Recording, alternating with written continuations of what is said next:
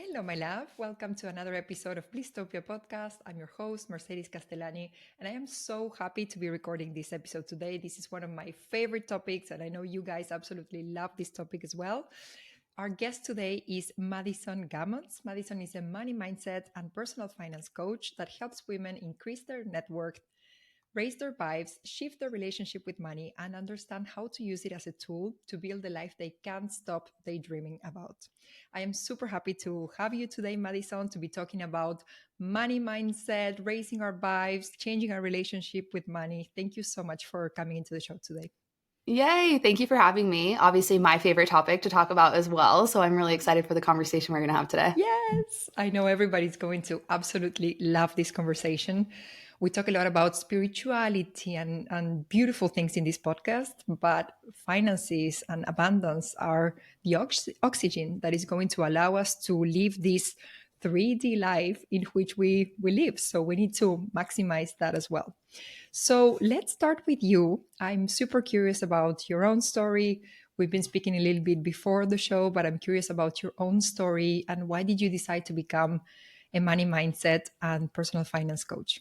Yeah. Okay. So for me, I was kind of thrusted into the world of personal finance at quite a young age. So when I was 17, I had a bit of a falling out with my parents and decided to move out. So my senior year of high school, I'm 17. I moved in with a boyfriend at the time and just very quickly had to start learning about the world of money, learning how to do my taxes on my own, apply for, student aid and financial scholarships and everything to go to college. I was the first person in my family to go to a 4-year university. I had to learn how to pay my bills and open up credit cards and max out credit cards. And so I was just really thrusted into learning how to navigate and survive when it came to money at a really young age. And from that point, I was just financially responsible for myself. So put myself through college by working multiple jobs, again, the loans, the credit cards, all of that in order to be able to survive. And by the time I graduated college, I was frankly just so sick of being a broke bitch. Like I had been living to paycheck for such a long time that I didn't want to do that anymore. And so I decided to go into a sales role in corporate because my main motivation was to not be broke anymore. And so I knew you could make good money in sales if you worked hard. And I knew I had work ethic because I had been working multiple jobs for years at this point. So I went in with this mentality of putting a 6-figure income on a pedestal. Like as soon as I can hit 6 figures, all of my life problems are going to be solved. That was my mentality at the time. And once I was able to achieve that goal, I realized I was so wildly wrong because making more money is great, but making more money is great if you only know if you know what to do with it. And so I started to look around like, okay, I hit this income goal, but why don't I feel different? Why don't I feel rich, right? Why don't I feel like I'm in a different spot? And it's because I didn't have the money management skills to be able to actually manage my money effectively. So I was making more money, but I was just filling this void and was spending more money. And then I didn't understand how wealth was built. Wealth wasn't even a word in my vocabulary at that time. Like I did not understand investments. I did not understand what retirement was. Like I knew it as a word, but not as like a game plan to actually stop working one day. And so I just became hyper focused on understanding what people actually do with their money to build wealth. And I went down insane rabbit holes on Google, asking Google a million questions, reading all the books, reading all the podcasts. And I ended up joining all these, masterminds, courses, groups, like anything you could think of, I have gone through to learn about the world of money. And also at that same time, learning about the power of our subconscious mind. So those were kind of the 2 rabbit holes for a solid 4 years that I went down, just really understanding how does our mindset play into the financial decisions that we make? Because we all know now, right, our money mindset is the foundation to how we actually treat our money. And then how the heck are the wealthy building wealth? So those were the 2 questions that were at the root of my own journey that set me on this crazy spiral. And eventually I woke up and was like, I can't believe this isn't something we're taught about. This aren't conversations I'm hearing. Nobody's having these types of conversations. So it was just almost like I think I went through all this stuff in order to learn these lessons so that I could be the person that sparks this conversation and open up the room for other women to be able to have a safe, comfortable place to talk about money and their goals and, what they want to do with it. And so it wasn't something I woke up and I was like, oh my God, I'm born to work in the world of money. It really stemmed from I don't want to be broke. And then me making money and being like, wow, I'm missing a lot of puzzles to this puzzle piece is the world of money. So that is kind Yes, of how and it all came to be. we need to be having this conversation so much. Money is a taboo, and there's Yeah. reasons behind why money is a taboo. But especially as women, we need to be having these kind of conversations. We need to be learning about wealth because that's what's going to guarantee our independence. The fact that, if you think about it, even like 50 years ago or a couple of years ago, women couldn't even have a bank account on their own, or credit on Yeah. their own, or property on their own. And we, in our generation, we are able to have all of that, but how can we expand that even further? And it's by having conversations. When you go into groups of guys, they're always talking about like their different investments and what they're doing and their returns and how they did this. And girls are kind of talking about boys, they're kind of talking about fashion, but we're, depending on the group, but most of the groups are not talking about finances. So Yeah. it's so important that we start having more of these conversations, especially as women. Yeah. Well, I think to your point, I mean, the narrative for so long has been men manage the money, right? When you think about the fact that women couldn't open up credit cards or take out mortgages or open up a business loan or whatever it is 50 years ago, that's major because that's not that many generations ago. So when you think about how long it takes for habits to change and conversations to change, like we really are in a generation where we're kind of changing things because we're at the point where we're like, no, I am going to be involved in this conversation and I am going to open up my own business and I am going to be an investor and I am going to become a millionaire. There's all these things that we now have access to, but 100%, previous generations, our parents, our grandparents, they weren't having these conversations. And so it is our job almost, right, to start really leading the way and starting to feel really comfortable. And I think also since women have been the ones that have had to hand off finances for so long, like we've been able to see, I know for me at least, right, seeing parents and seeing generations who didn't prioritize their finances because the man in the relationship did. And then you end up later in life and maybe you did sacrifice your career to raise the kids at home. Maybe you didn't manage the money and you have no idea what's going on. And now you're in a new stage in life and you have to figure that all out on your own. And so I just think the more that we can learn these skills at a younger age, and regardless of your situation, be in control of your finances and understand how it works, it just opens up more doors for you in life, right? We talk about abundance mentality and going after your dream life. Like you need money to be able to do that. And you need to be able to feel confident in your finances to be able to take a step forward in that direction. So I think it's one of Mhm. the most important conversations we can be having. Absolutely. And let's imagine there's a woman and she's, starting to open up to this world, starting to think about her finances, starting to take money maybe a little bit more seriously. And she looks into that and she doesn't really like the picture that she's seeing. Maybe she's into debt, maybe her income isn't where she wants it to be. So, what would you say to a woman who's just getting into this financial journey and she might not be happy with the picture right now? Where does she start?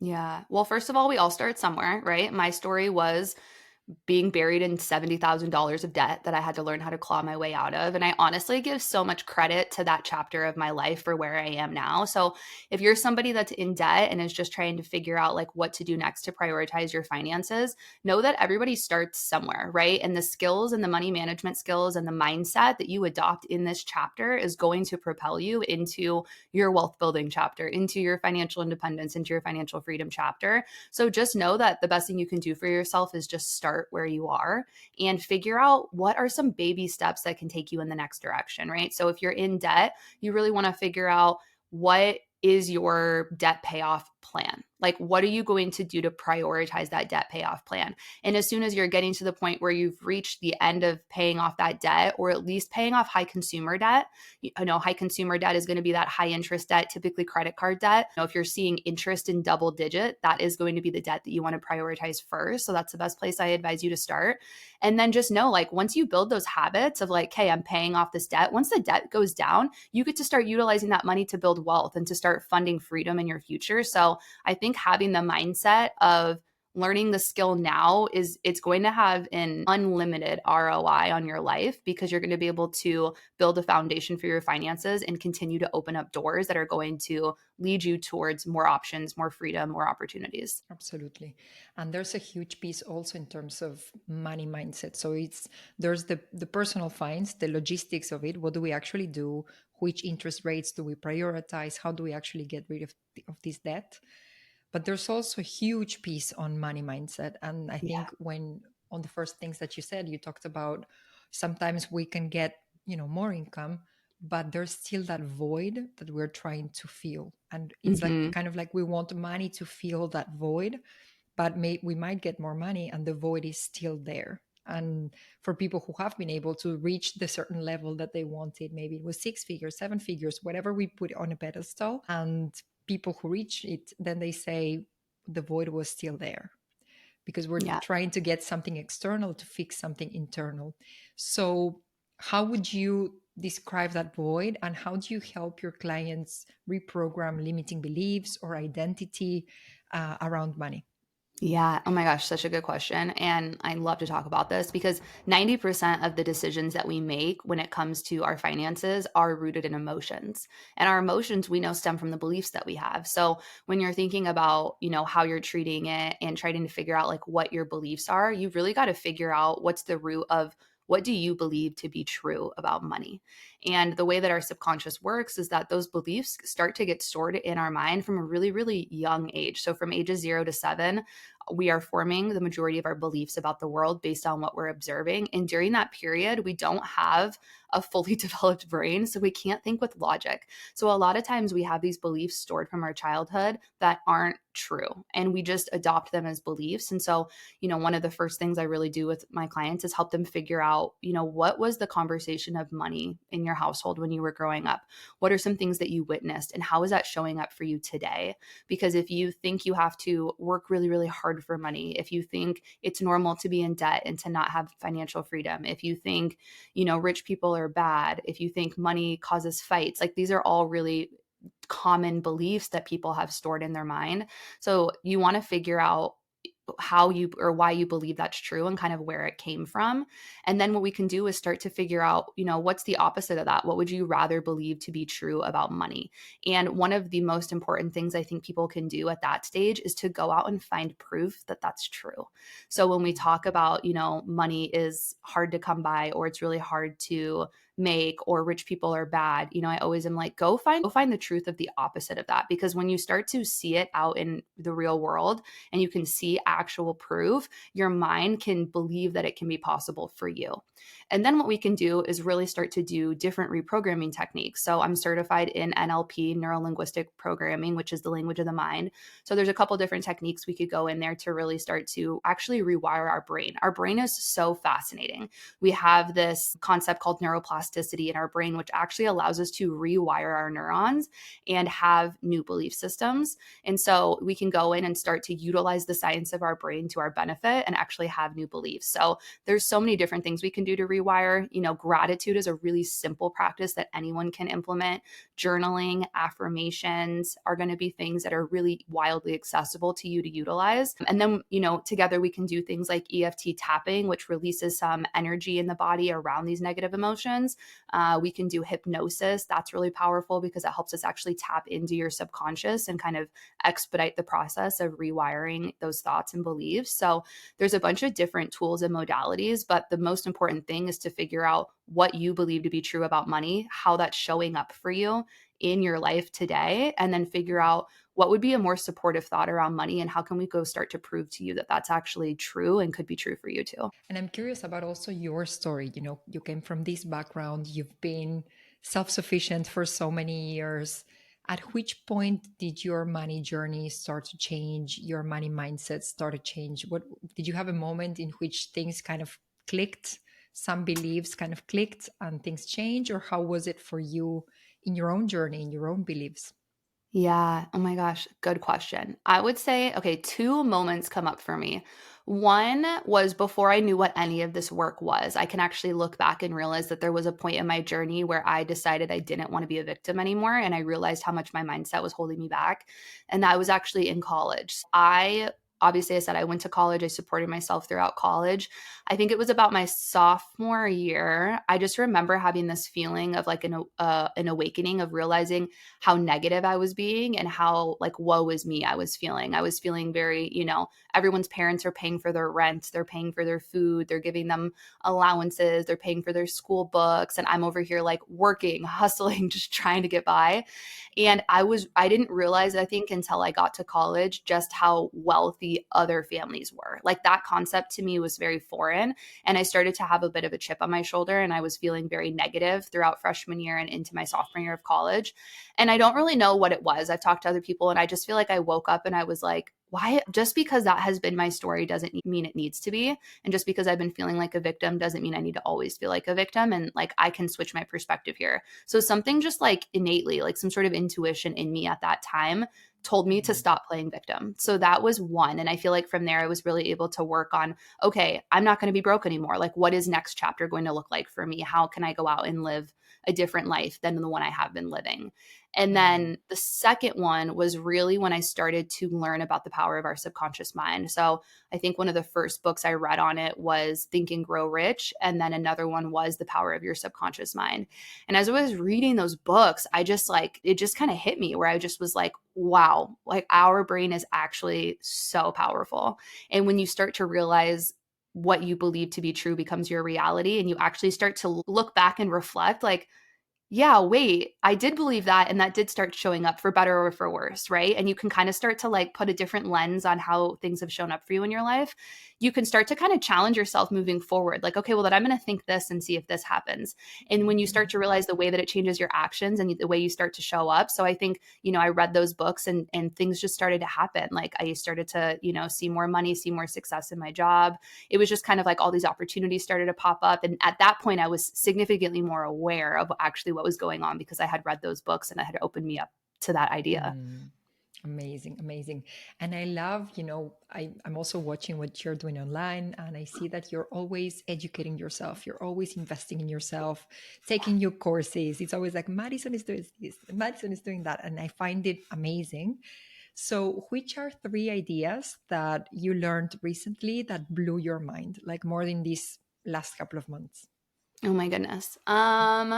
Which yes, I am always learning new things. I'm obsessed with learning. Okay. I would say one of them lately, just within the last month, this has been kind of blowing my mind, and it's how much AI is showing up in our life, and how I have been introduced lately to so many tools that people have introduced AI to. And I know that there's a hot topic of conversation about, is AI bad? Is it good?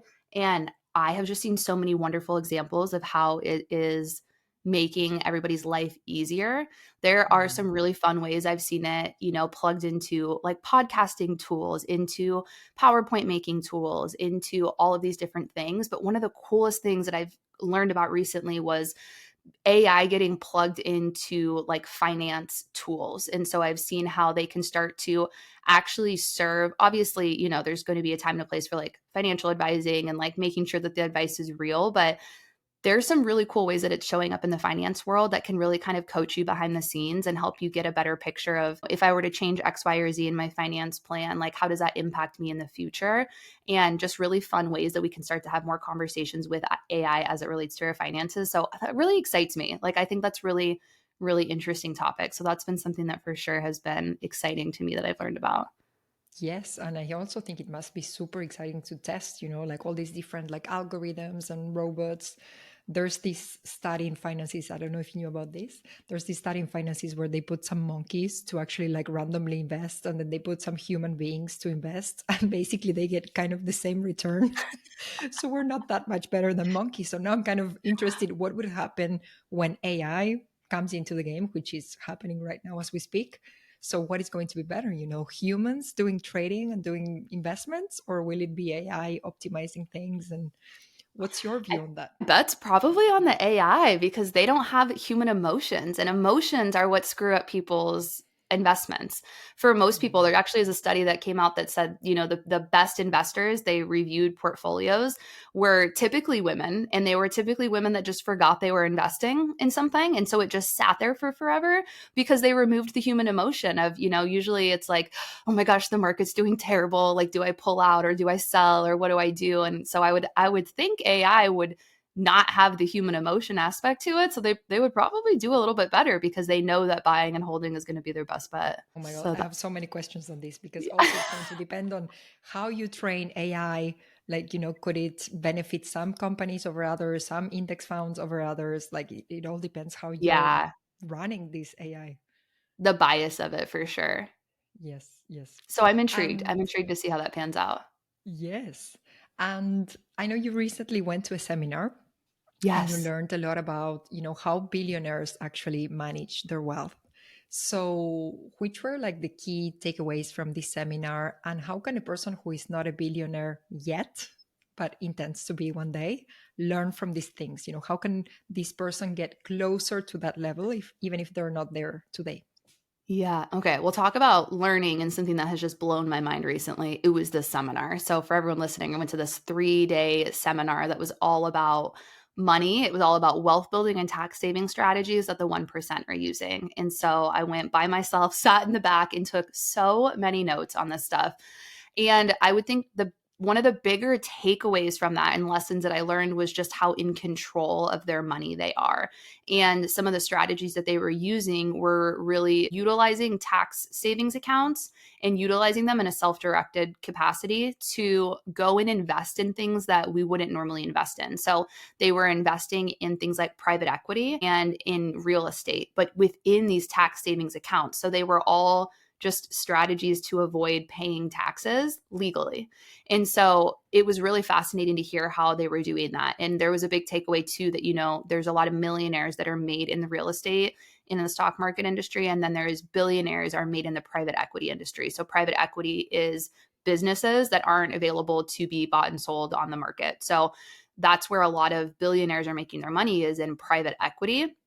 And they're doing it by investing through these different tax savings accounts so that all the profits they make while investing in the private equity businesses, they're not getting taxed on. So that was really, really interesting to me. And it is definitely advanced concepts. And it's definitely like you've got to have all the right systems in place, all the right structures in place, and like know the right people to take that leap to be able to actually do the private equity route. But the lesson and the takeaway from it that I think anyone can implement, no matter where you're at in your journey with the finances, is to be in control of your money. There's no outsourcing of their financial decisions in that world, right? It's really, really common for us to make money, and the finance industry pushes us to just go take that money, hand it over to a financial advisor, and trust that that financial advisor is doing what's best for us and our finances. And there is nobody in this world that is going to care more about you and your money and your financial goals than you are. And so I think getting more powerful in the knowledge that you have around what your goals are and how your money is actually intentionally building you a roadmap to get there is so, so important. Unfortunately, the financial industry profits off of people not asking questions and not knowing what's going on with their money. And so that was a really big topic of conversation there, of how common it is to just pass your money over to people and be like, you go make these decisions. The people that are building long lasting, massive amounts of sustainable wealth, they know what's going on with their money. They are the ones making the decision. Sure, they might have people that they consult with or, get ideas with, brainstorm with. Like, that's a really big component of it. But at the end of the day, they know what they're invested in. They know what their fees are. They know what their return is. They know what their risk potential is. They know what they're getting themselves into. So I think that was like the biggest takeaway, is like, be in the driver's seat of your financial decisions and take the time to learn about what it is that you want to invest in and how it's going to help you. So that was really, really big. And I would say that on that note, the other thing was get in the room with people that are doing what you want to be doing, and get in the room with people that know things you don't know so that you can start to figure out what other options are for you. Amazing, amazing. And this is super important, to look for expanders, People Yes. who already have that thing that we want, people who are already doing that thing that we want to do. It's so important to just be in those conversations, be in those rooms, sit in those tables. So Yeah. that's super interesting. Yeah, So back to like switching your belief, right? The first thing to do is to find people that are doing what and showing you what's possible. So anytime you can get in the room with the people that can show you different potential, different opportunities, different options, like it's game changing. It's so powerful. yes, and I think also in terms of money, I've experienced it myself, but I've seen it many times also in other people, other coaches. It's like you think you're aiming high and then you sit in a specific table and you're like, I'm actually I'm not aiming high enough. Like I'm 100%. actually settling down. There's people who are like way more ambitious than this. There's people who are making way more than this, and they're actually making it happen. So it's actually, Yeah, if it's possible for them, it's possible for me, and I need to be doing something about this. 100%. It's so, so important. Hmm. So continuing on this topic of taxes, I know many people don't like to pay taxes because it feels like, basically the government is taking some of the hard work that you've put into that. How can someone reframe taxes so that it's not these low vibrational payments? We want to avoid low vibrational payments as much as possible. So, how can we reframe taxes to kind of enjoy them a little bit more if it's possible?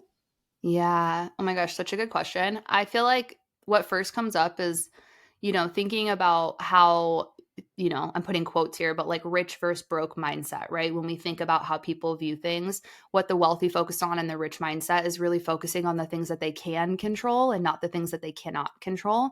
And so when we think about that as it relates to taxes, just figuring out like what part of that equation can you control? Like there's a famous quote, right? There's two things for certain in life, death and taxes.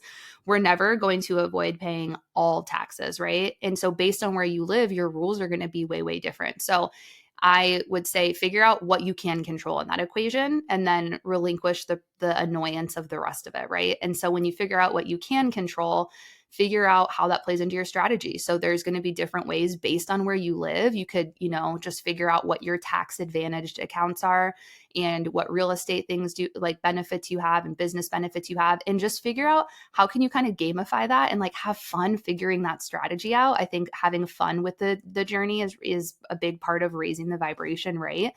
And then also just kind of switching the mentality around, ugh, I can't believe I have to pay this. And more so, I like obviously memberships are so big in the coaching world, right? So I kind of think of it as like you're paying your membership dues to be able to be in that country, to be able to have access to those rights, to be able to have the freedoms that you have or the home that you live in or whatever it is. And so focusing on just what you are gaining from that experience is, I think, really, really important. And then again, you like, unless you want to, completely pick up your life and move to another country with completely different tax laws that may or may not be better than the one you're currently in, right? There's only so much you can control. So I think gamifying what you can control makes it a lot more fun. Amazing. And can you think of any, that's more of like the mindset piece, but can you think of any like strategies in the US and in Europe? I don't know if you're familiar with Europe. Can you think of any strategies in the US and in Europe to pay less taxes, avoid taxes? Is there anything you can think of? Yeah. Okay. So I feel like on that, you would, if you're looking at typically retirement accounts wherever you live are going to have some tax strategies. So I would Google tax advantaged accounts in whatever country you're in. And usually those are going to be retirement accounts where you either are going to save money on taxes when you put them into the account, or you're going to save money on taxes when you pull them out of the account. So it kind of just Mm. depends like when you pay taxes on that. But that would be a really good thing to look at. So tax advantaged accounts, usually retirement accounts, potentially different health insurance accounts, depending on what the laws are in your country. And then there's usually some sort of tax saving stuff related to different kids investment accounts. So I would just type in tax advantaged accounts for your country, see what pulls up, and then do some research on those accounts and see how they can benefit you. And then real estate, again, different laws in different country, but typically there's always going to be some sort of tax benefits with owning real estate and becoming a landlord, renting homes out to other people, providing housing for other people typically gets you some sort of tax benefits. So I would say look into what your real estate laws are within your country and how you can benefit from those. And then the third one would be really, businesses. If you're a business owner, really make sure you're looking into what sort of things are legal tax write-offs for you, where are some different areas that you can save money on taxes as it relates to your business. So I would say those are the three areas. And yeah, you would just want to kind of Google, start there. I would say, obviously, I know a lot more about US laws than Europe. So I don't want to speak too in depth there but I would say those would be good places to start your research. Amazing. And I really like this point that you make about making it a game, because I think Yeah. sometimes there can be this limiting belief, I would say, that finances are difficult, that finances Mhm. are boring, that finances are just not for us. And I mean, as women. So it's interesting what you're bringing to the table and say, let's make this fun. Let's make this Yeah. a game. Let's be in the driver's seat, take control of our finances, and just have fun along the ride. Yeah, 100%. That's a big part of what I do with my clients is really gamifying it and having fun. We have so much fun together in our conversations because it is finally a place for a lot of people to be able to actually talk about money in a different perspective and the way that we weave it into your life. And when you can really zoom out and see how focusing on your finances and focusing on your money mindset actually impacts every aspect of your life. And when you can remove the stress from that and start to have fun with that conversation, it bleeds into everything. And I also think finances and big financial goals can feel really scary. So anytime we can break those down into little micro goals and have celebrations along the way, again, we know stepping into abundance and having more of that mindset, like having fun along the way and celebrating what you have in the moment while you're working for what's next is such a big part of that journey. So anything I can do to make that journey more fun, I'm all about. Absolutely.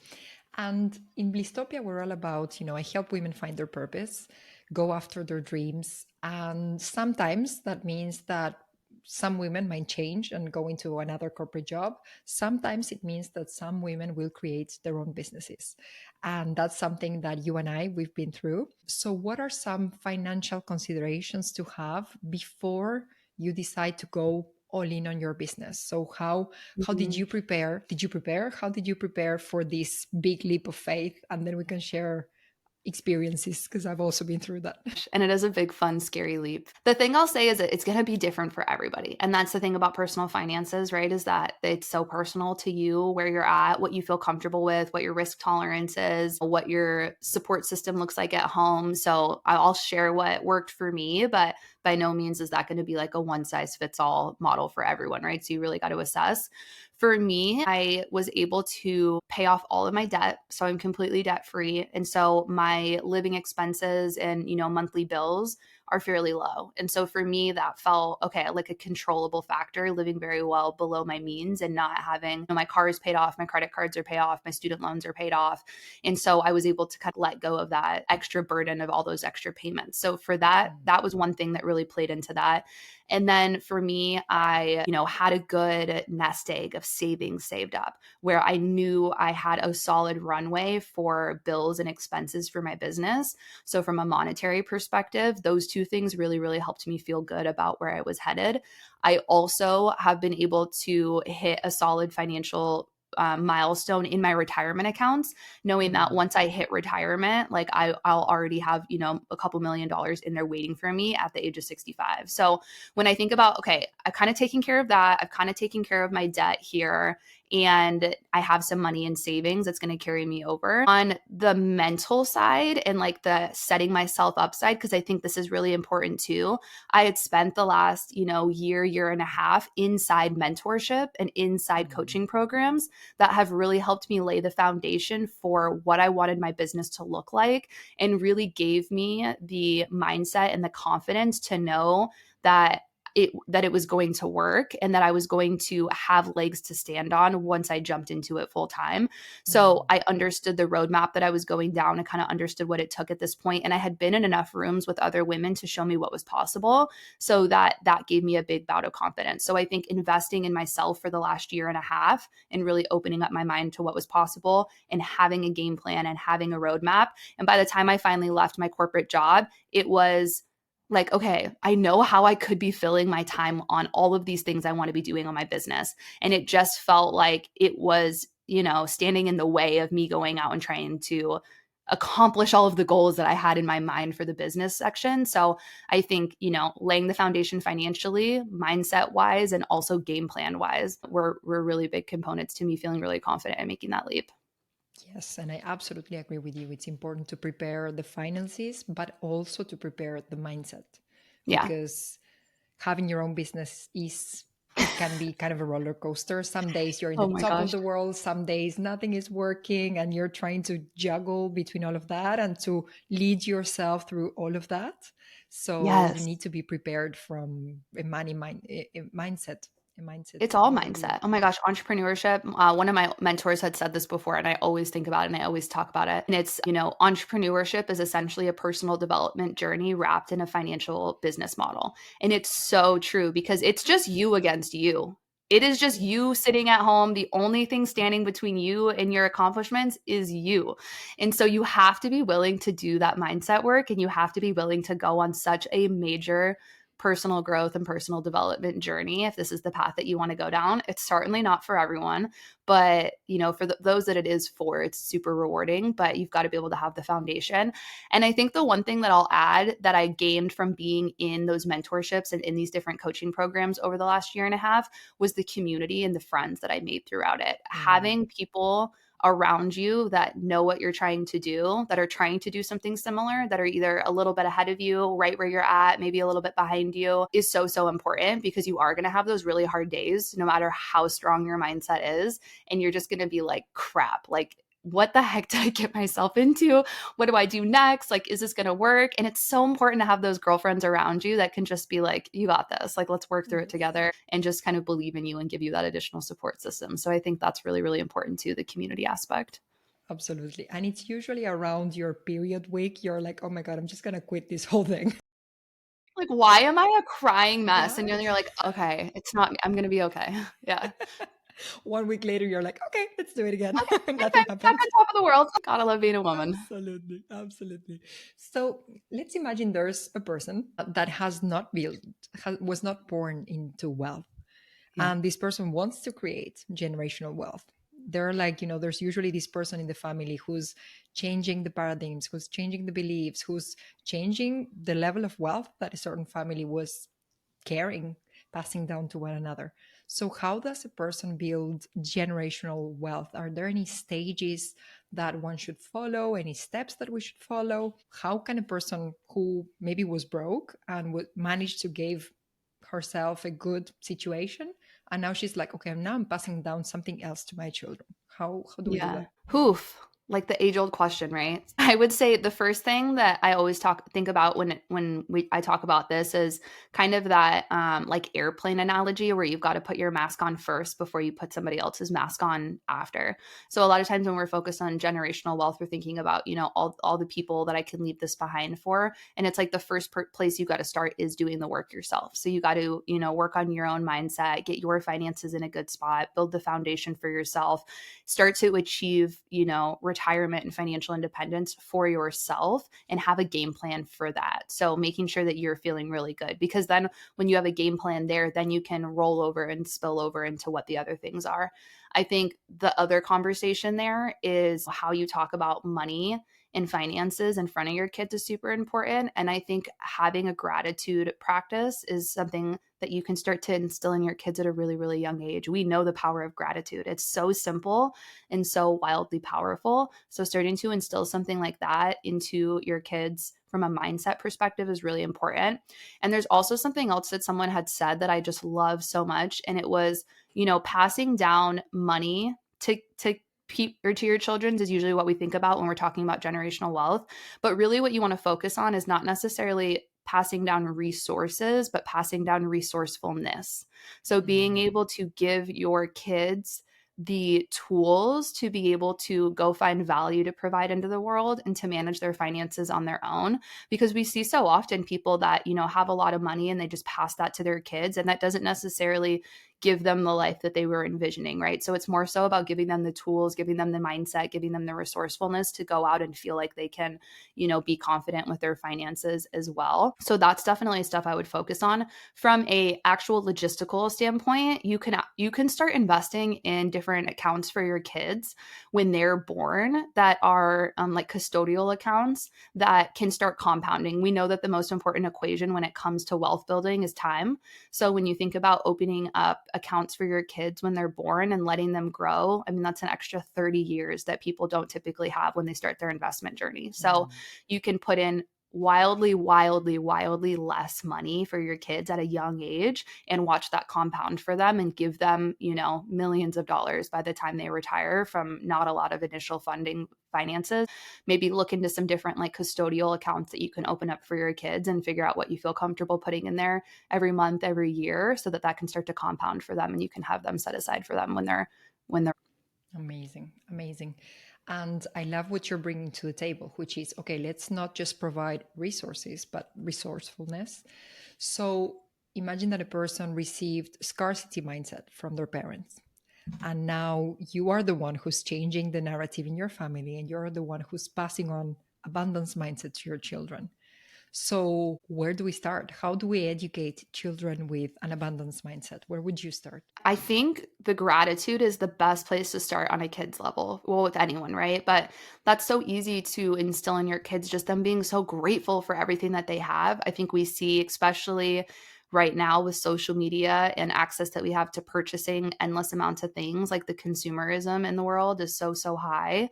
And so it's super easy for kids to just like be so normal of like, wanting more, wanting all this stuff. And so I think just helping them have a sense of gratitude for what they have is really important. And then I think, helping them figure out what sort of value they can provide to the world is really cool. So helping them be creative and let them explore their ideas and figure out just like ways that could show up in their life is really good. But I think it's really that conversation of money and how we talk about it and, not talking about it in a limiting source. And I think also, if this is probably one of the most powerful things you can do as a parent and anyone that's just trying to lead by example, is to do just that and lead by example, right? Our kids are watching what you're doing, not necessarily what you're saying as much. And so when you think about that, like go out and do what you want them to do, prioritize your finances, go after your dreams, live in abundance, live within gratitude, right? And your kids are going to pick up on that. So I think leading by example and living in that state of abundance, like they'll know, they'll follow. So you think about, if you get into scarcity by watching your parents, your kids can also get into abundance by watching you. That's so beautiful. That's so beautiful. Amazing. So, is there anything else you would like to add? I just love this conversation so much. I think that if you're someone who, is has big dreams and has big goals for this world, sometimes it can feel like focusing on your finances and talking about money is greedy and it's selfish and it's something that shouldn't be at the front and center of your business and it shouldn't be at the front and center of your life. That's been the narrative for so long. And it's totally twisted and backwards. It absolutely should be, because when you're able to build that foundation of your finances, you're able to move out of survival mode. You're able to move into self-fulfilling. You're able to move into, figuring out like what your purpose is and being able to actually go and pursue that. And I think the more money that you have, the more good you're able to do in the world. You're able to go contribute more. You're able to experience things more. So I think, just feeling okay, prioritizing your finances and knowing that it's not a bad thing. You're not greedy for wanting more money. You're not selfish for thinking that it's something that,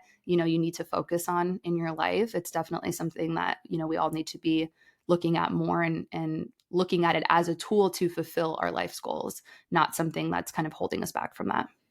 Yes. And we need more money in the hands of women. We need more money in Yes. the hands of good people with kind Good people. hearts. So, if you're women, if you're listening to this, you have a kind heart, you have a mission in the world, we need you to have more money. It's actually a Yes, good thing for 100%. everybody here. Yes, go get more money. Amazing. So, where can listeners find you online? You can find me online on Instagram at the Madison J. Shoot me a DM. Love to talk all things money. Anything I can do to help answer your questions, I'm there for you. Amazing. And I love finishing the episodes with 3 rapid fire questions.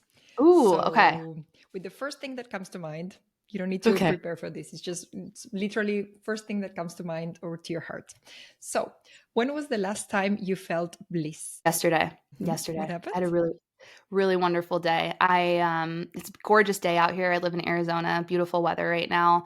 I went and met someone that I met online for coffee at this really beautiful, like outside door sitting area. And I have been very much so in my do era of business right now, where I'm just kind of go, all cylinders. There's so much I'm trying to accomplish right now. And I have just been hearing this message a lot from people lately, just about carving out white space in your day and just letting yourself be. I'm very masculine energy, so I've really been working on the feminine energy lately. And I just kind of listened to that yesterday and went and had lunch by myself at a restaurant with one of my favorite meals. I walked around outside for hours. It was the first day in a while I didn't have a bunch of calls on my calendar. And I just let myself lean into that space and walked around. And I got hit with just this like huge wave of gratitude where I was walking around and I just started crying. Like I just felt like this life that I had once dreamed of, I was in the middle of living. And sometimes, we're so focused on what's next, especially in this business world, that it was such a wonderful day to slow down and just really reflect on how far I'd come and just how much gratitude I have for this chapter of life that I'm in right now. So it was a really beautiful day yesterday. It's so beautiful. So happy for you. Thank Can you. you think of one idea that fundamentally changed your life? The power of your subconscious mind, hands down. Understanding that 95% of the results we have in this world are dictated by the automatic habits that we have based on the beliefs that we have in our mind. And when you start to understand that changing your mindset changes your life, like that, hands down, the most important thing. Amazing. And if you could choose one rule that everybody in the world needs to obey, what would it be? One rule that everybody in the world had to obey? My gosh, this is a good question. Like, is be kind just like such a lame answer? Like, I just want people to be more understanding of where different people come from, different perspectives that people bring, different life paths that people have walked, all lead us to just having a different viewpoint of the world. And they're all Mm. important. And I think the more just kindness and, that kind of perspective we can have, I think the world would be a lot nicer of a place. Yes, yes. And especially this week after the elections, it's so Yeah. important to be kind The to one internet. another, Yeah, regardless of absolutely. what we think and on which side we stand on. So Yeah, I think at beautiful the root answer. of everybody does just want a really wonderful place for everyone to live. And so if we could all just understand that we all kind of want the same thing, even if our perspectives are different, I think we could make the world a lot nicer of a place. Yes, absolutely. Thank you so much for coming, Madison. It's been a true joy to have you. I love your energy. I'm feeling super energized right now after this conversation. I hope all the listeners are feeling super energized to go and, take the control over the finances, be in the driver's seat, and then create the life that they really want to create. Thank you so much for coming. Yay. Thank you so much. Amazing. So I will see my listeners in the next episode. And in the meantime, in Blistopia we trust.